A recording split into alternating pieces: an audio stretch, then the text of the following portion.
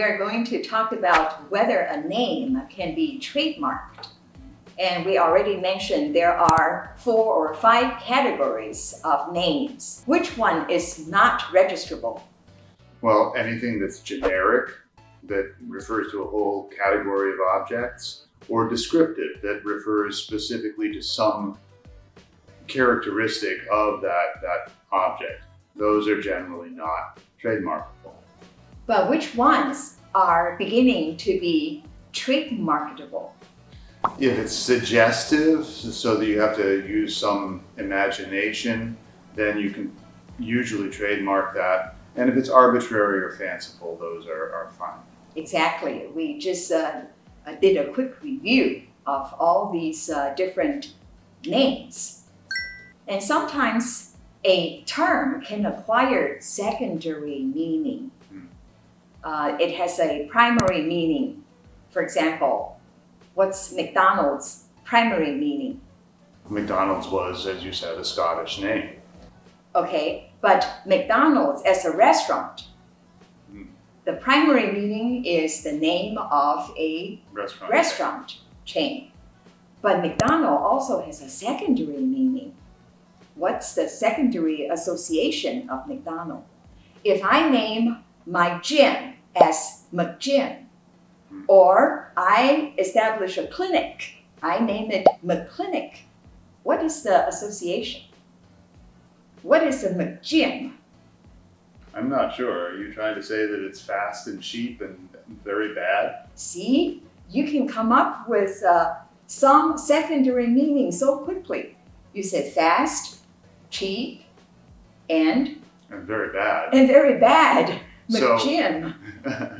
It depends how you view McDonald's, whether you view it as fast or whether you view it as not so good. So McGym, to me, is inexpensive. You can do it quickly to build up your body, without causing too much time and too much money. Okay. But of course, McDonald will complain about it because I trade on their good reputation. So that's the so-called secondary meaning. And that's why Mc is no longer used by other companies. It looks and sounds the same as McDonald's, even though it means something different. It's something that people associate too closely with something about McDonald's. Right, because Mc, even the prefix, has already acquired a new meaning. And people really associate it with McDonald's good reputation. Can a name be trademarked? Has anyone else used a similar name for a similar product? Now we have to think about 3 things. Does your product look the same as the other product? Does your product sound like the other product?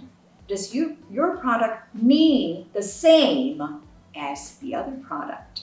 So these are the 3 questions you have to think about.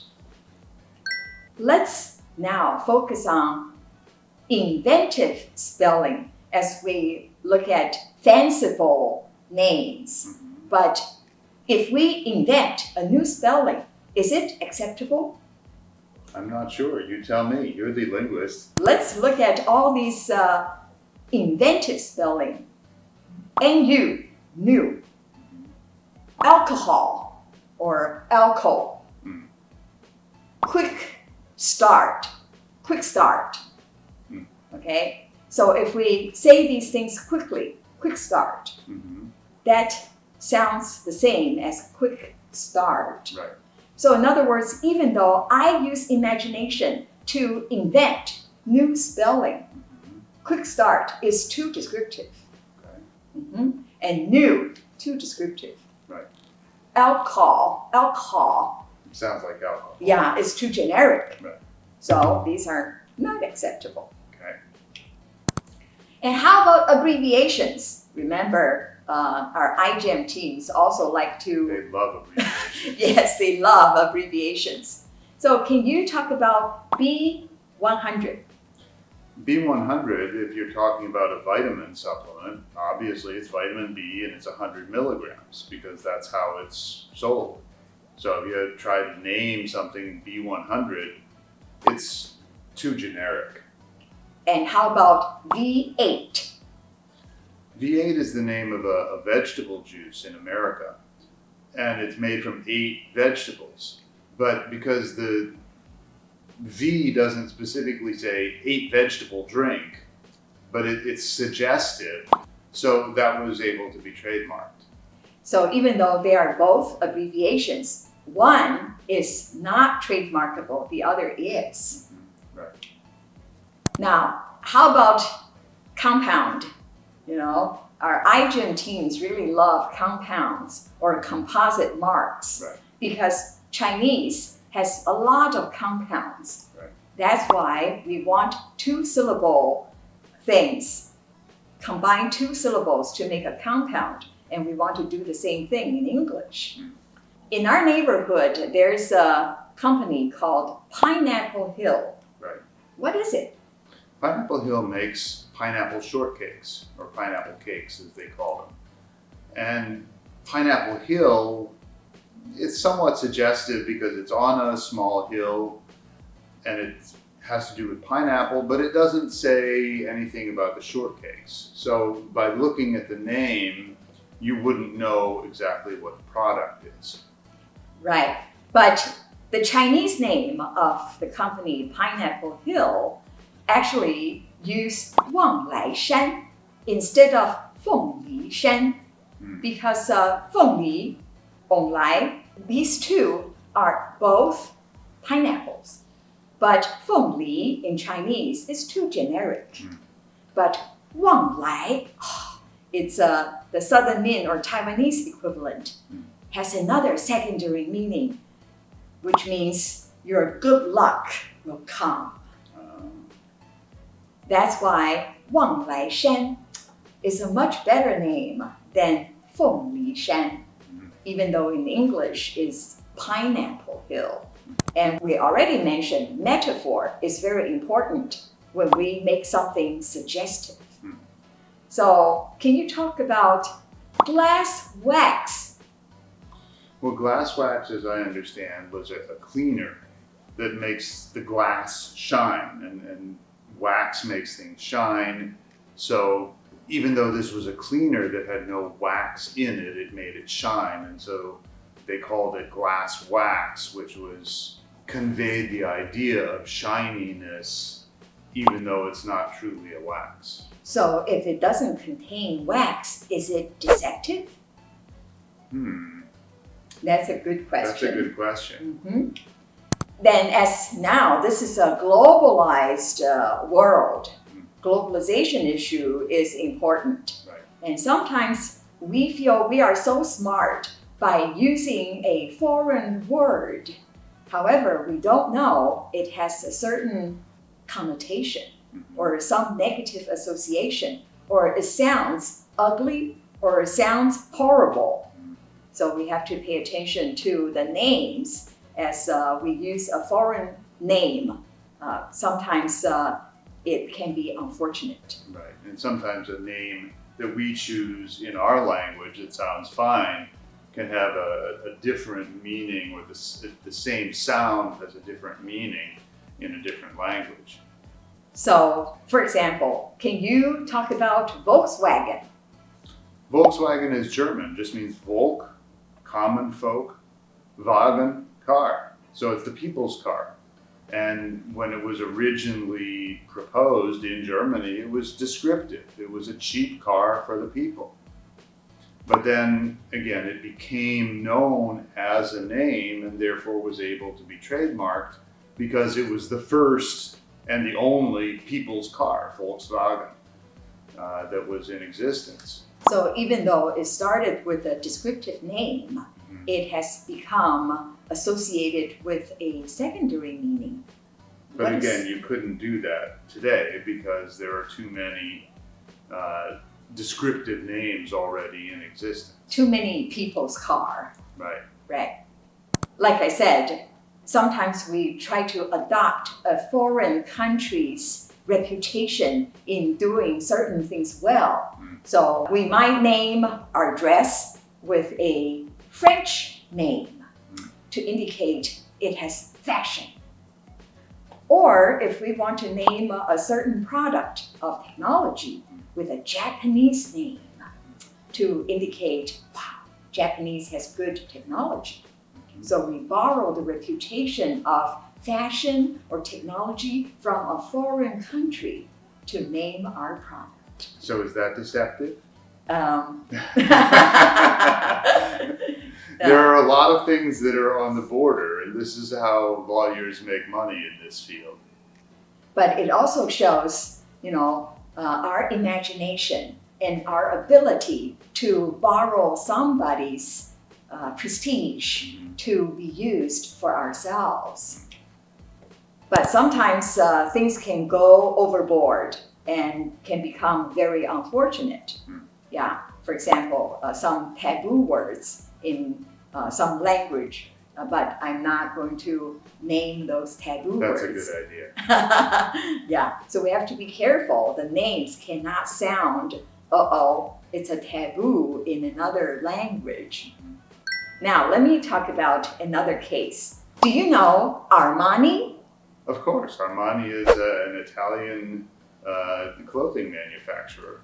So, what is the website of Armani? I would assume it's Armani.com.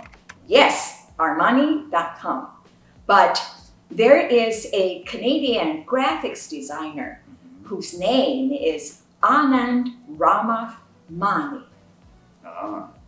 So, with this name combination, A.R. Mani, A.R. Mani, Armani, can he establish his website as Armani.com?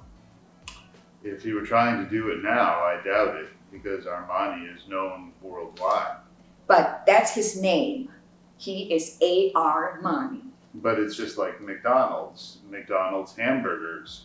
If my name is McDonald, can I set up a hamburger stand and call it McDonald's?